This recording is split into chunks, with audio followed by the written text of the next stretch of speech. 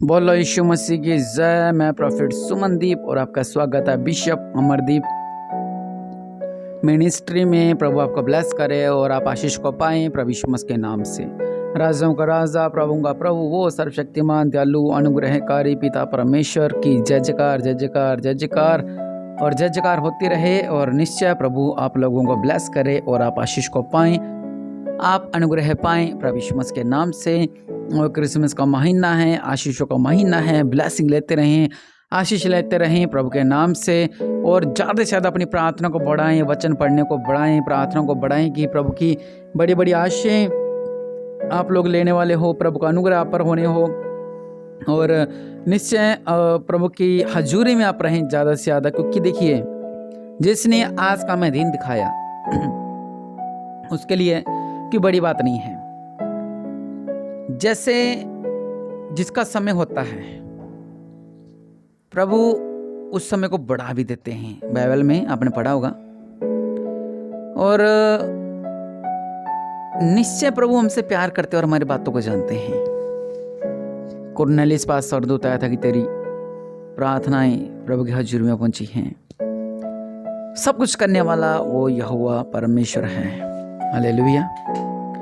और मैं आपसे कहना चाहता हूं कि आप अपने दिनों को ऐसे व्यर्थ में ना निकालें कि बस ठीक है उठ गए और सो लिया और ये कार्य कर लिया। नहीं, देखिए कमाना हर कोई चाहता है और अमीर हर कोई बनना चाहता है। हर कोई चाहता कि मेरे पास गाड़ी हो, बंगला हो, मैं ऐशो आराम की जिंदगी जीऊं। सब ये चाहते हैं। लेकिन जो प्रभु में ज़्यादा होते हैं वो ये चाहते हैं कि हम ज़्यादा से ज़्यादा प्रभु की हजूरी में रहें। क्योंकि मैंने से बहुत से बड़े से बड़े ऐसे अमीरों को देखा है, करोड़पति लोगों को देखा जिनके पास शांति नहीं है। और बड़े बड़े मंत्री हो गए, बड़े बड़े अफसर हो गए, और जिनके पास ज़्यादा पैसा है, अमीर लोग हो गए, वो आपने देखा होगा कि या तो बीमारी में होते हैं वो लोग, या डिप्रेशन में होते हैं, या वो हारे होते हैं शांति को ढूंढकर। अपने यहाँ 2 टाइम को खाना खा लेते, चाहे चटनी साथ खाएं चाहे अचार के साथ खाएं। लेकिन हमारे पास प्रभु का नाम है और हमारे पास शांति है। और निश्चय प्रभु हमें ब्लेस करेंगे। जिस तरह प्रभु का वचन कहता है कि तुम ये चिंता मत करो कि हम क्या खाएंगे, क्या पिएंगे, क्या पहनेंगे और क्या करेंगे। ये सब चिंताएं वो लोग करते हैं जो प्रभु को नहीं जानते हैं। हम प्रभु को जानते हैं। हमारा हर एक काम, हमारी हर एक बात प्रभु जानते हैं। वो हमें सफल करेंगे, हमें ब्लेस करेंगे, हमारे जीवनों में अद्भुत कार्य करेंगे। हमें किस बात की चिंता करने की जरूरत है? हमें किसी भी बात की चिंता नहीं करनी है, क्योंकि प्रभु हमारे संग है। Hallelujah, hallelujah. प्रभु के लोगों, मैं आपसे यही कहना चाहता हूँ, आप लोगों को यही बात बताना चाहता हूँ सिर्फ कि आप लोग क्या करें, आप लोग प्रभु में रहें। लोग करोड़पति होने के बाद उनके पास बीमारियां हैं और बीमारी के इलाज भी नहीं है। चाहे विदेश में कराओ, जहाँ मर्जी कराओ, उनके पास इलाज नहीं है। और ढूंढते किसके पास जाएं? हम तो कहते हैं कि प्रभु यीशु मसीह पास आ जाओ, प्रभु आपको सब कुछ देंगे। हालेलुया। लोगों के पास शांति नहीं है, लोग शांति ढूंढते हैं। मैं आपसे कहना चाह रहा हूँ कि आप अपने दिनों को व्यर्थ मत करें। हम सोचते हैं ये भी पैसा कमा ले, ये भी कमा ले, इस तरह कमा ले पैसा, इस तरह कमा ले पैसा, ये भी पैसा कमा ले, ये भी पैसा कमा ले।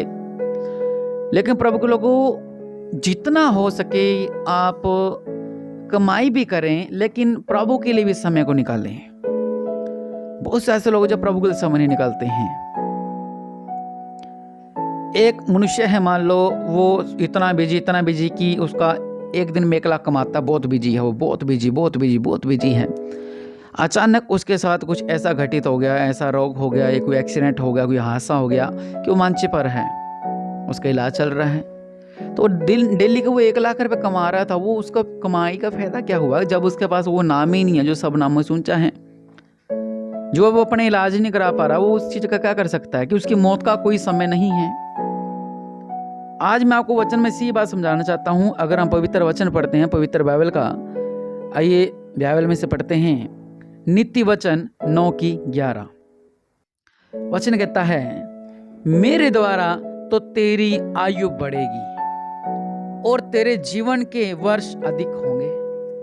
प्रभु का वचन कह रहा है कि मेरे द्वारा मैं तेरी उम्र को बढ़ाऊंगा, मैं तेरे दिनों को बढ़ाऊंगा, मतलब कि तेरे सालों के दिनों को बढ़ाऊंगा, मैं तेरी उम्र को बढ़ाऊंगा। ये प्रभु का वचन है। प्रभु के हाथ में है कि इसकी उम्र को कम करना, किसी को घटाना, किसी को बढ़ाना, ये प्रभु के हाथ में है। जब हम किसी जगह किसी में काम करते, ऑफिस में काम करते हैं, हमें ध्यान है कि हम उसके मैनेजर की थोड़ी बहुत सुननी पड़ती है, लेकिन उसका बड़ा ऊपर जो बॉस होता है और उसकी तो हमें पूरी सुननी पड़ती है। आप क्यों सुनते हो? वो आपको डांटता है। मैंने देखा कि लोग थप्पड़ तक मार देते हैं। वो डांटता है, बहुत कुछ बोलता है, लेकिन वो चुपचाप सुनते हैं। पता क्यों सुनते हैं? और यही डांट, यही कुछ और कोई गली में बोल दे उसे झगड़ा कर लेंगे। बॉस से झगड़ा वो क्यों नहीं करते? क्योंकि उनको वो सैलरी देता है, वो उनको मोटा पैसा रहता है, 20-20 हजार, 10-10 हजार रुपए, 30-30 हजार रुपए सैलरी देता है। उसको कुछ नहीं बोल लेंगे क्योंकि वो बॉस है। मैं आप लोगों से ये कहना चाहता हूँ कि हमारी आयु, हमारे जो जो दिन है वो प्रभु के पास लिखे हुए, ये प्रभु मेन है, और हम प्रभु से बात ही नहीं करते हैं। हम हमारे काम काज में बिजी रहते हैं। आज ये काम, आज ये काम, आज ये काम। अगर आप आशीष लेना चाहते हैं, अगर आप ब्लेसिंग लेना चाहते हैं, देखिए जी, जब हमारे पास दिन ही नहीं है, कोई बोल दे कि बस जी 15 दिन बाद तेरी मौत हो जाएगी, वो बेचारा 15 दिन अच्छे से जिएगा जिंदगी के। लेकिन अगर कोई आत्मिक है ना, वो उस 15 दिन रो के प्रार्थना करेगा प्रभु के आगे कि प्रभु मुझे माफ कर दो, प्रभु मुझे माफ कर दो, मेरी गलतियों को माफ कर दो, मेरी गलतियों को माफ कर दो, मेरी गलतियों को माफ कर दो। हालेलुया। लेकिन कुछ लेकेंगे, अरे यार अब तो मर तो गए, मरने तो वाले, 15 दिन में ऐशो आराम कर लेते हैं, जिंदगी के मजे ले लेते हैं, जिंदगी जी लेते हैं। और ये दिन लोग क्या कहते हैं, जिंदगी ना मिलेगी दोबारा। ये मुझे बहुत, ये डायलॉग सुनकर बहुत मुझे गुस्सा आता है, जो बोलते हैं जिंदगी ना मिलेगी दोबारा। हालेलुया। जब जिंदगी देने वाला वो परमेश्वर हमारे साथ है, दिन लिखने वाला परमेश्वर हमारे साथ है, सब कुछ करने वाला परमेश्वर हमारे साथ है, तो हम ये क्यों कहते हैं कि जिंदगी ना मिलेगी दोबारा?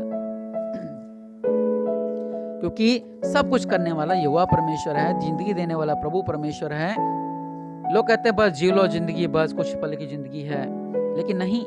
हम प्रार्थना करें प्रभु के आगे, हम गिड़गिड़ाकर प्रार्थना करें प्रभु के आगे, प्रभु जी मेरी बातों को, प्रभु जी मेरी प्रार्थना को सुनो, मेरे से अगर कोई भी गलती गुनाह हो गई है तो मुझे माफ कर दो, मैं क्षमा मांगता हूँ, मैं रोता हूँ प्रभु जी आपके आगे, मेरी आयु को बढ़ा दो। पवित्र बाइबल में प्रभु ने आयु को बढ़ाया। Hallelujah, hallelujah.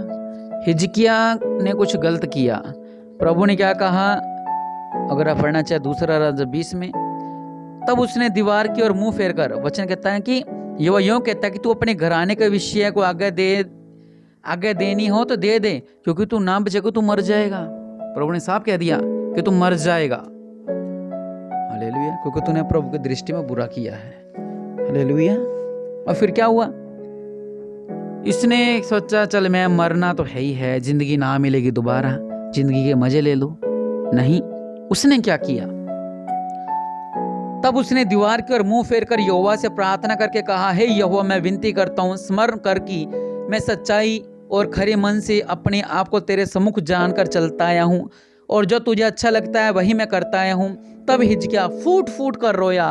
तब ऐसा हुआ यशायाह आंगन के बीच तक जाने भी ना पाया था कि यहोवा का यह वचन उसके पास पहुंचा। लौटकर मेरी प्रजा के प्रधान हिजकिय्याह से कहे कि तेरे मूल पुरुष दाऊद का परमेश्वर यहोवा यूं कहता कि मैंने तेरी प्रार्थना सुनी और तेरे आंसू देखे हैं। देख मैं तुझे चंगा करता हूँ, परसों तू यहोवा के भवन में जा सकेगा और मैं तेरी आयु 15 वर्ष और बढ़ा दूंगा। कहें आमीन।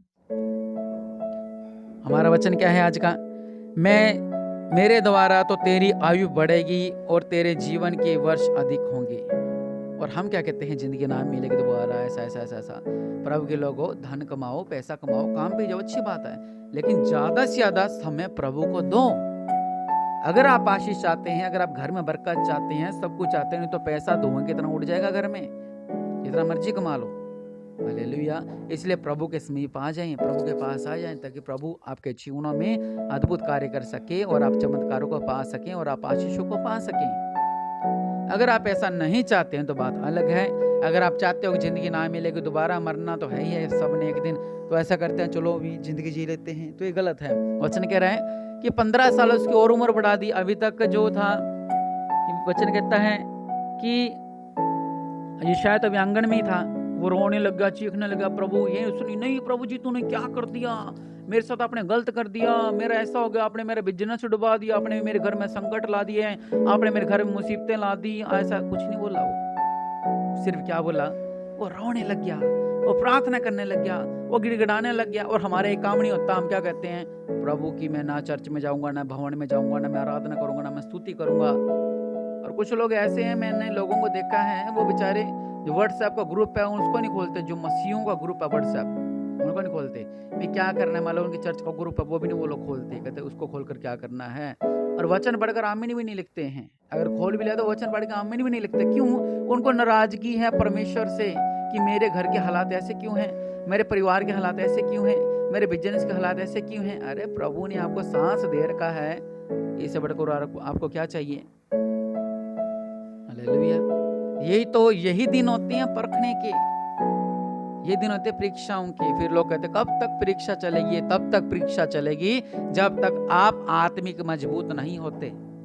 आशीष मिलने वाली होती है आपको, इजराइल की तरह हैं, और आप फिर प्रभु को तरफ बुरा भला बोलने लग जाते हो। मैंने वचन में आपको क्या बताया, उसने ये नहीं कहा, साफ साफ वचन कहता है यहाँ पर कि तू बचेगा नहीं, तू मर जाएगा। उसने ये नहीं कहा अच्छा ये बात है, ठीक है, मैं प्रभु को मानता ही नहीं, मैं इस चर्च को ही छोड़ देता हूँ, मैं प्रभु को ही छोड़ देता हूँ, ना मैं उपवास रखूंगा, ना मैं आराधना करूंगा, ना मैं कुछ भी नहीं करूंगा, ऐसा ऐसा ऐसा ऐसा जो आप लोग करते हो। लेकिन इसने क्या किया, इसने ऐसा कुछ भी नहीं किया। ये रोने लगा, बिलक बिलक कर रोने लगा, इतना रोया इतना रोया इतना रोया कि प्रभु ने कहा चलो ठीक है ठीक है ठीक है, तेरी 15 साल में और उम्र बढ़ा देता हूँ। ये होता प्यार प्रभु का। इसलिए अपने आंखों को बंद करें। अगर आपने भी ऐसा किया था तो आयु प्रभु के हाथ में है, आपके दिन बढ़ाने घटाने प्रभु के हाथ में है, आपके जन्म कुंडली प्रभु के हाथ में है। जिस तरह बोस के हाथ में सब कुछ होता है, और यहोवा परमेश्वर हमारा पिता हमारा बोस है, वो हमें चलाता है। हाँ, प्रभु तो को बहुत कुछ बोल देते हैं, हालांकि वो हमें सांस और हवा देते हैं, सब कुछ देते हैं, आंखें देते हैं देखने के लिए, हाथ दिए खाने के लिए, सब कुछ दिया। जिनके पास कुछ नहीं है, उनकी किडनी फेल, उनसे पूछो जाकर उनकी हालत क्या है। इसलिए आशीष चाहिए तो प्रभु में आना पड़ेगा।